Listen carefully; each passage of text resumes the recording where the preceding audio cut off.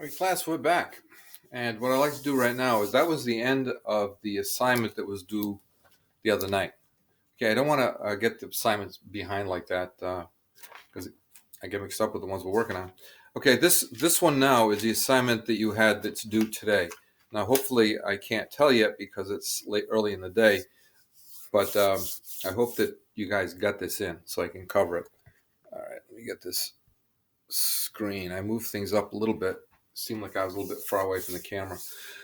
Okay, um, this is the assignment that you had that was due tonight, and it was a grab bag of I don't want to say a grab bag. It was some of the formulas, questions coming from the formulas on those three math pages, and the first one that I asked to get your work out there.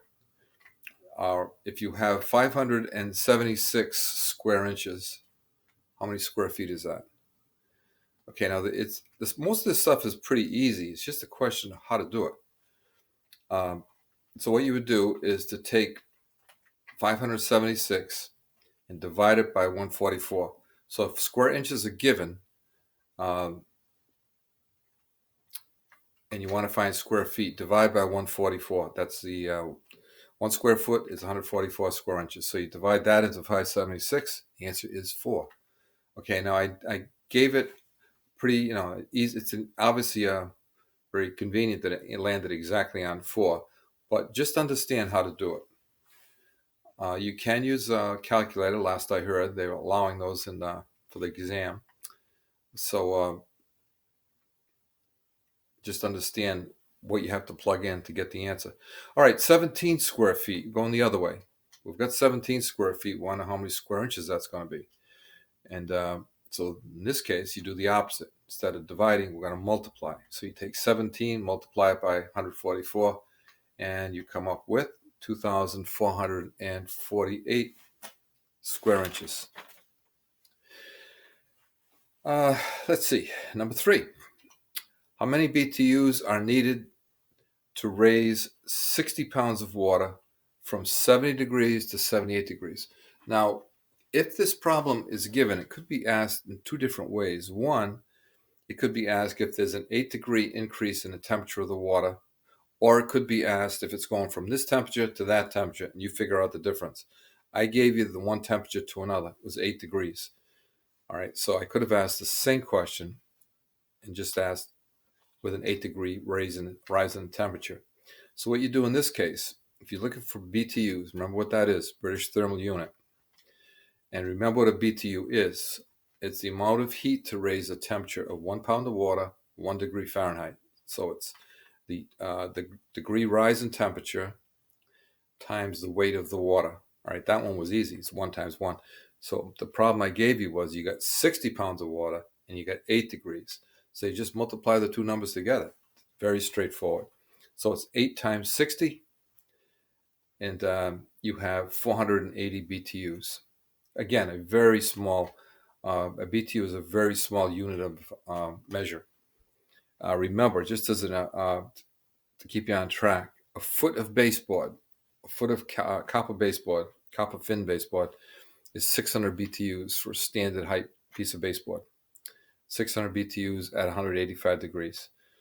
So even 60 pounds of water, 8 degrees, that's not much. Okay, so number 4, we got 5 square yards equals how many square feet? Okay, this one is, again, just knowing how to do it. A square yard is 9 square feet, right? We've covered this, 9 square feet. So if we got 5 square yards, it's 5 times 9, 9 being 1 square yard, and that would be 45 square feet is 9 square yards. Now, this one actually you can use. A lot of these questions, not much use, except for your license. This one you can use, and we talked about it. If you're buying carpet, you're buying carpet is always by the square yard. If you're buying floor tiles, it's always by the square foot. So comes in handy. Number 5, if the test pressure is 330, what is the working pressure? Now, this was something new we just went over. And I think we went over this. If we didn't, it's a very, very easy one. Test pressure is always double the working pressure, right? That's how things are designed. According to the plumbing code, that's what they want to see. Now, if it's something else, we'll say a bridge. I don't know how much it has to be, how much of a safety factor is worked in. But for plumbing, like water heaters and whatever, the working pressure has to be, the test pressure is double what the working maximum working pressure is. So if I put here for test pressure is 330, what would be like the legal working pressure for that piece of equipment? We'll say it was some kind of boiler or a water heater. And the answer is 115. It would be 330 divided by 2. Again, very easy as long as you know how to do it. And the flip of that, the flip side of that would be if the working pressure now is 80, what is the test pressure? Test pressure is 160. And I think I mentioned this to you. There's something about it has to withstand a deflection, I think it is, test, or I forgot what word they use. In other words, it can't like expand and blow apart or distort. So it has to maintain its shape and not come apart with another 20, like a 25% added on to the, in this case, the 160. But I didn't ask that, and I don't think that's something that will pop up on a test. Number 7, what's the perimeter of a triangle with the following measurements? Now, perimeter is the measurement around the outer edges of whatever the shape is, whether it's land, in this case, just a sketch, a figure. It's a triangle. So you've only got 3. Because it's a triangle, there's only 3 sides. Just add them up. That's it. So it was 5, 8, and 10. 5, 8, and 10 that adds up to 23. Number 8. What is the area of a circle if the circle is 17 inches?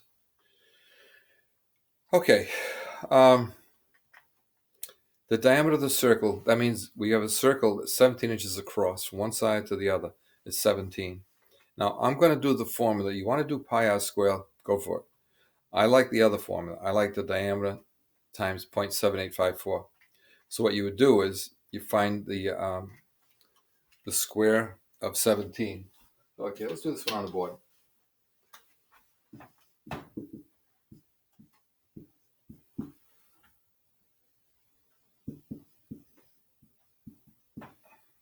So this would be 17 squared times, all right, 17 squared is 289.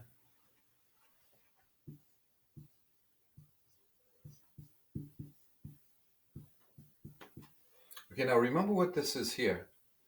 This is this. That's a square, 17-inch square, it's supposed to be. So if you're looking for the area of a square, we all know that. That's length times width, right? Very simple.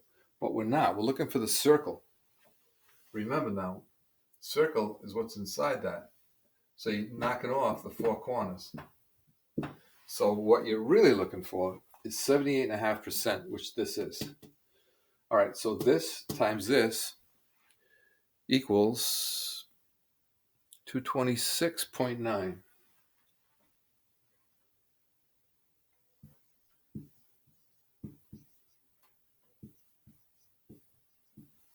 Right? And if you mess this up, hit the wrong button, or you do it by hand, you make a mistake, you can tell. This should be about 75, it's actually 78.5% of this. So 3/4 of this is this, just over 3/4, right? And so that would be the answer. All right, next one. What's the area of this triangle?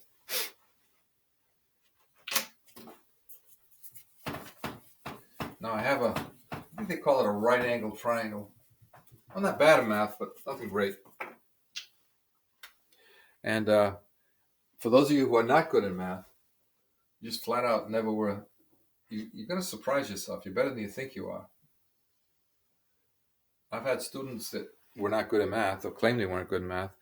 And I've never heard of one of my students from 25 years that didn't eventually get their license if they stuck with it or tried, really tried. Okay, so what do we got here? What's the area of this triangle? Okay, so the area equals the length times the altitude divided by 2,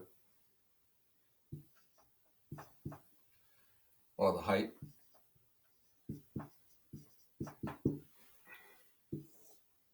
divided by 2. So we got 6 times 8 divided by 2. So if this was a rectangle, right? 6 times 8, 48, done. It's not. It's a triangle. So this particular triangle, you can see where that half comes from. So this here would be 48 divided by 2 equals 24. And if this was in inches, this would be square inches, like that. Okay?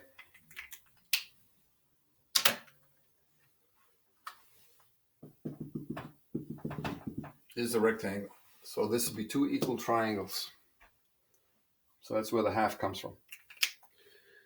Okay, what is this good for? Your license. All right, and the last one. If the radius of a circle is 15, what is the area? All right. Now, I know you guys don't ask many questions, but seriously, if you got a question on any of this, save it for class when we go live. All right? Even though we've gone over this, I'd be happy to answer any question you have. Or come back on after I release everybody. So we got a circle. Sometimes I never know how that circle is going to work out. That was not bad. The radius is 15. Now pay attention. We got 15 right here. That means the diameter is twice that.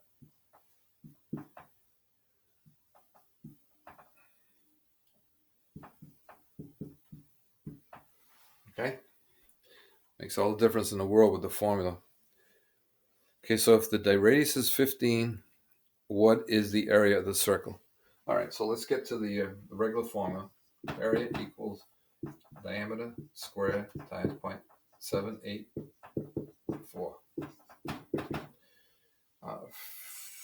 15 squared, I think it's 2 1/4.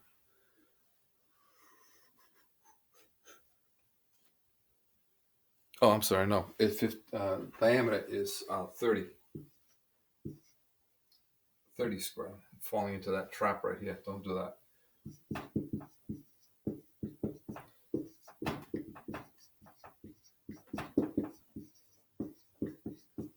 Okay, so if we're just finding a square, 30-inch square, it would be 930 times 30, right? But we're not. We're looking for roughly 3/4 of that. So A equals 900 times 0.7854, and that's going to equal 706.86.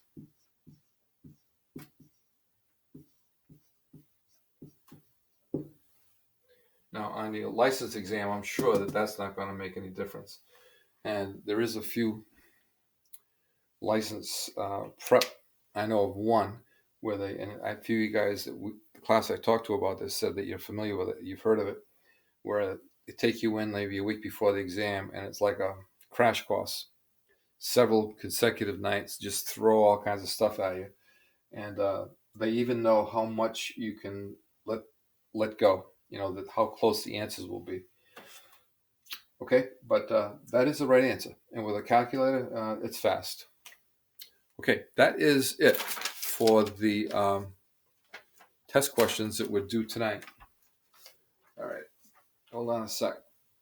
Let's see what we're doing for time here. We're doing pretty good.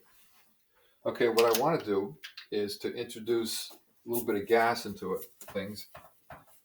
Time is moving on. We're in the second half of the program, and we got to get going with the gas, since gas is part of the license. Now, I don't know the ratio of gas questions to plumbing questions. I believe it changes from exam to exam. You never really know, just like you don't know what questions they're going to select. They do have, I've heard that there is a pool of questions, we'll say 1,000, from which they'll take, say, 50 for each exam. and I'm sure they're always adding and taking them away, which is why I know this is like a broken record, but get your hands on some of these legally, of course, from people that took the exam. Even if they just tell you, yeah, they were big on. I think last year, you guys might remember too. Some of you guys, I think it was roof drains. Were brought up by somebody. I didn't get anything in writing, but I think it was roof drains. And what we did is we did a little extra on roof drains. So find out if you can get the answers. Not so much the answers. I don't care about the answers. The questions. What did they ask? If somebody's good enough to write it down, that's the best. But even if they just tell you in general what they seem to concentrate on, it'll be like look out for roof drains or look out for maybe wet venting or something, some area they concentrated on that you maybe as a test taker you weren't expecting. So see what you can find out. Okay, so let's take a look at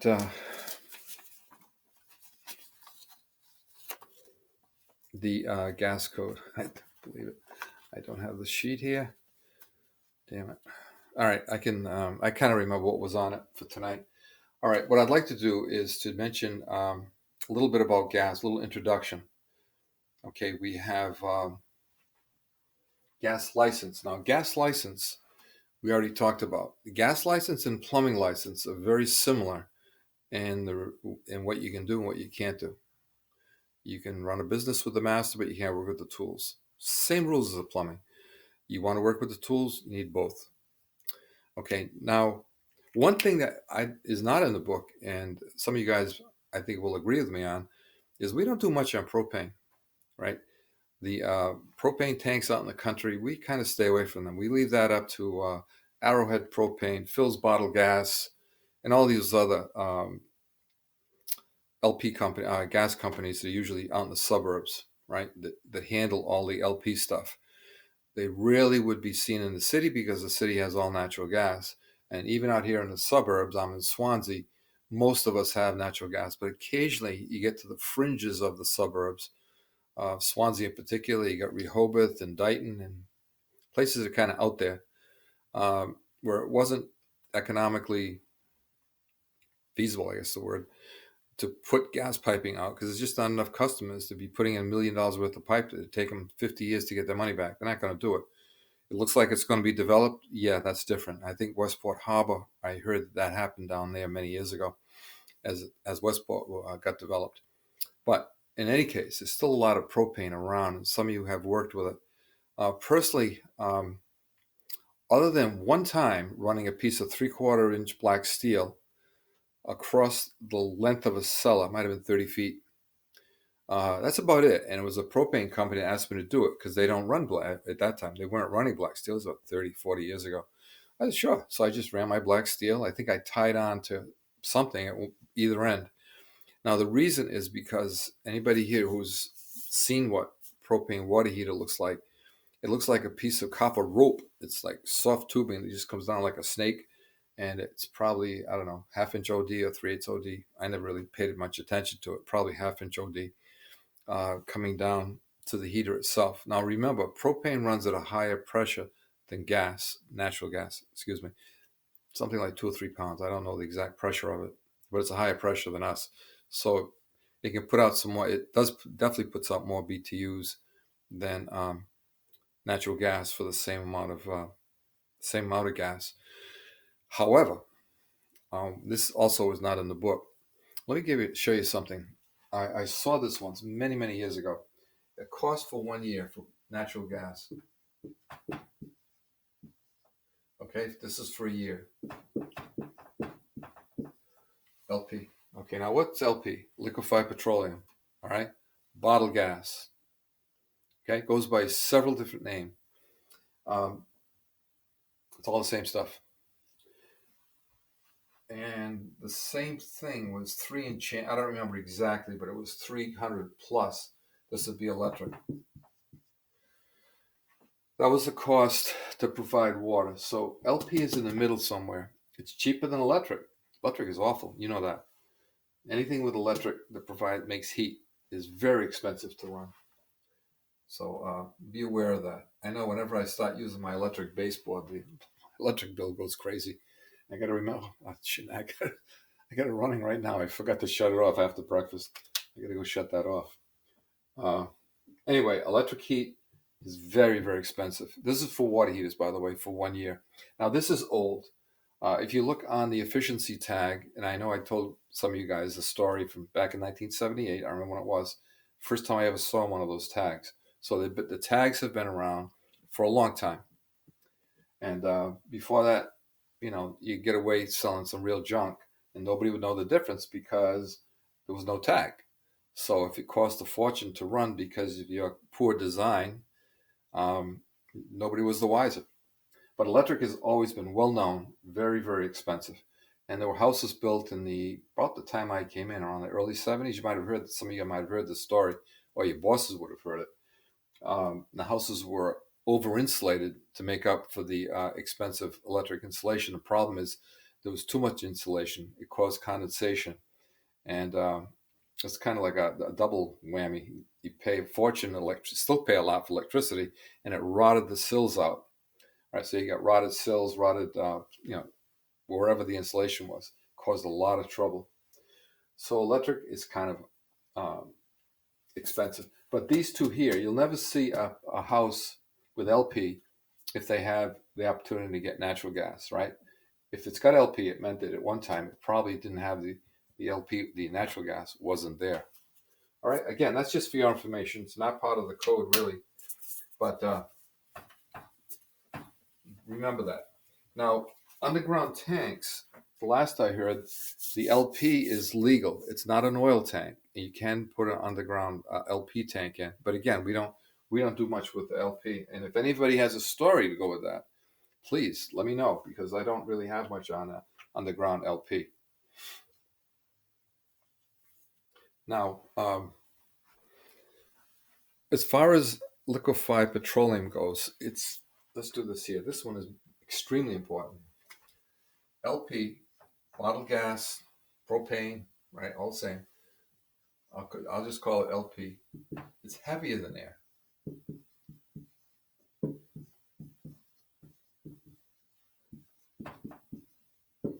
Okay, big problem.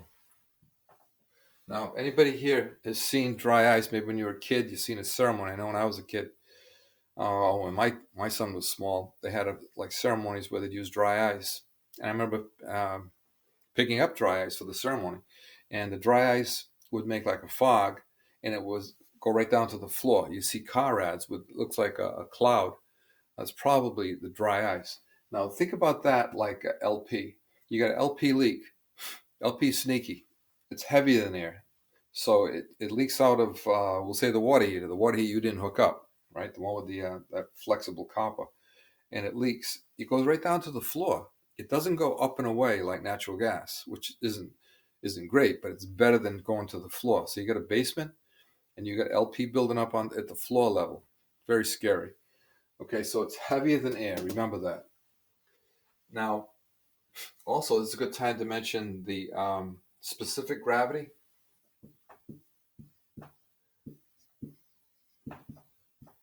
I've never seen it for propane, but it's more than one, which is air.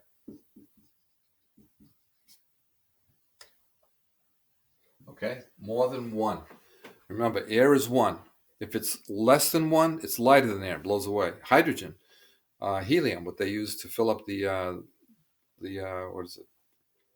The blimps, dirigibles, what do you call those things? Zeppelins, all those lighter than airships. There's not many left now. They blew up, caught fire back in the 30s, so they don't. The only ones around now are like Fuji, the film one. But those are all lighter than air. Whatever gas that is, it's less than one. And this one is more than one because it's heavier than air. That's why it sinks. It's a problem. Can be a problem. All right. And LP has an odor. I think it's added to it. But it has an odor. You can smell it. So if it's leaking, you're aware of it. Now, I'm setting this up to get into natural gas. And I'm going to stay away from this stuff, right? Arrowhead Propane fills bottled gas. They're welcome to it. And I don't think you guys are working much with propane either. So let's get rid of this here. Nothing wrong with it. We're just not going to be working much with it. Also, in fact, the tank, my torch tank, the silver tank that some of you guys might still use once in a while. We used to use it like every day because we use copper all the time. I use that on my boat. It makes it really, it's a small tank, and it's the same gas that you use for your grill. You can fill it up like at Wilkinson's Fuel. They fill it up. You have to have the modern on off, but it's the same tank, same gas. So those of you with gas grills, that's your standard propane. All right, now let's get to natural gas. That's more what we work with. Okay, first of all, what's LNG? Those of you, especially you older guys, might remember this. It was probably more like 10 years ago. There was a big commotion in this area.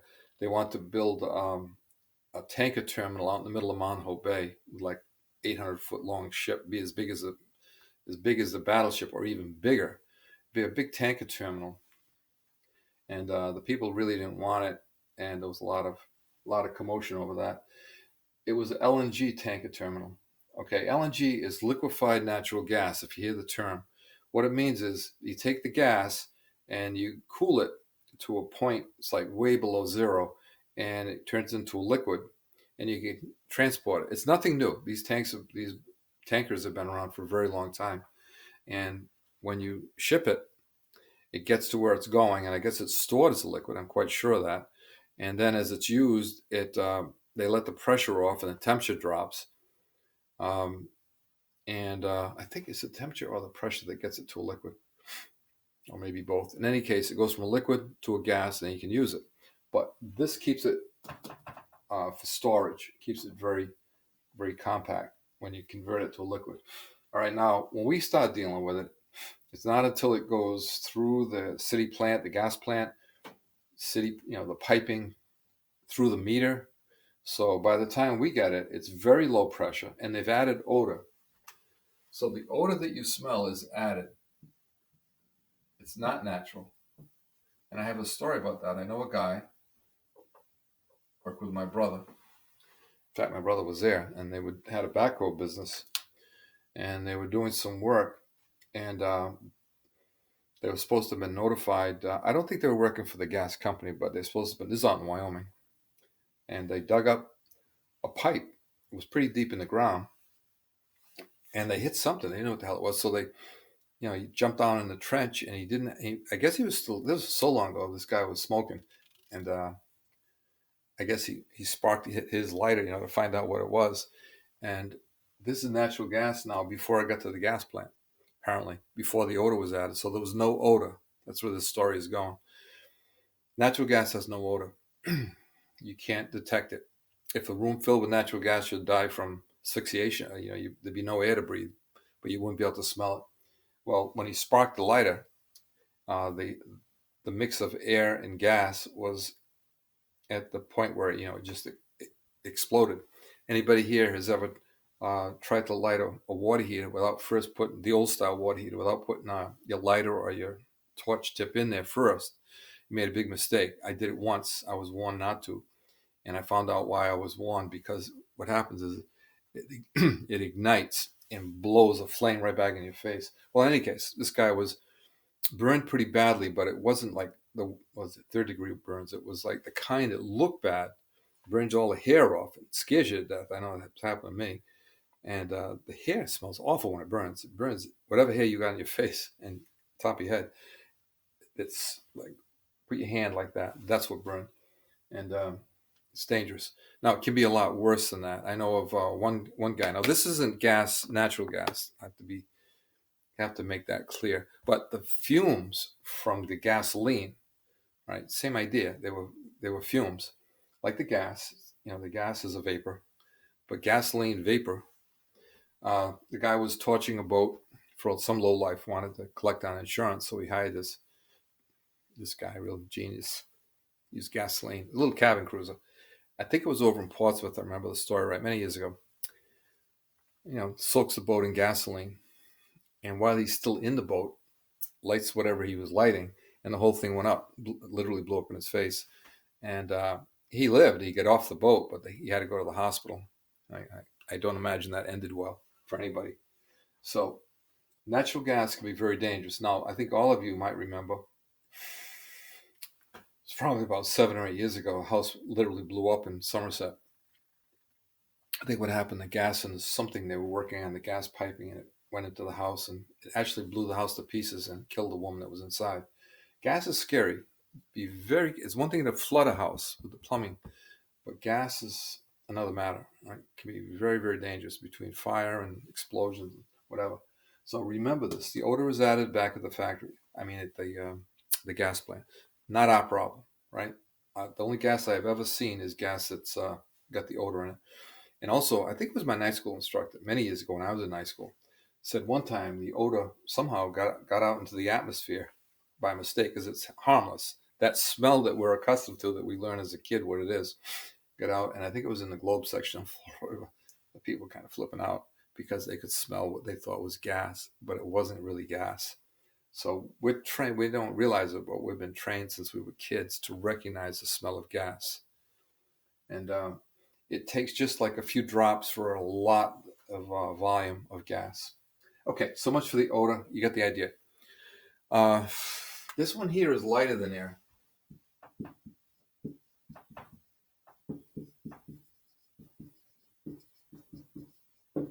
Now, remember the specific gravity?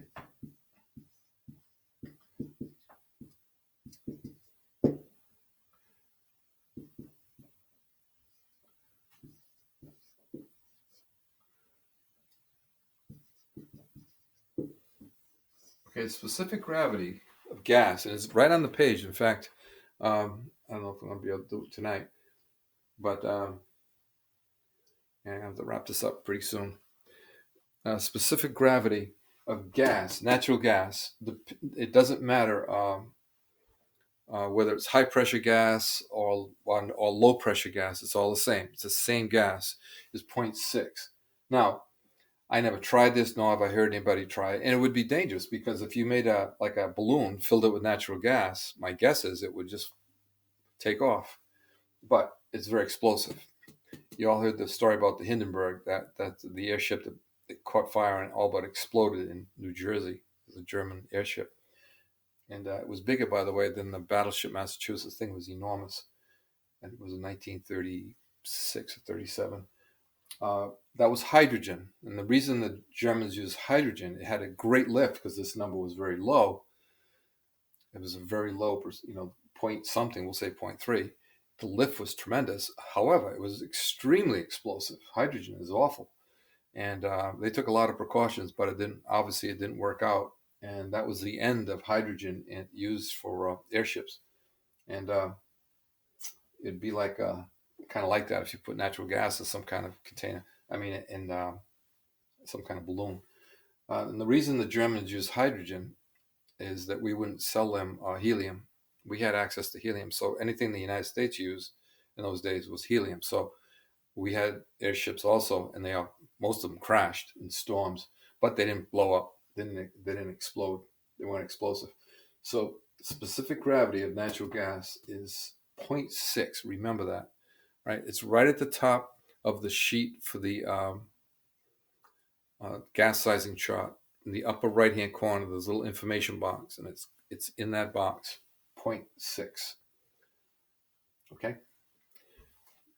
And let's see.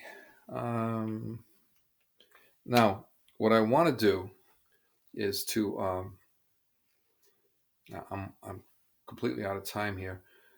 I'm going to cut this one off right now, and we'll pick it up, and we'll do a little bit of gas pipe sizing on the other side.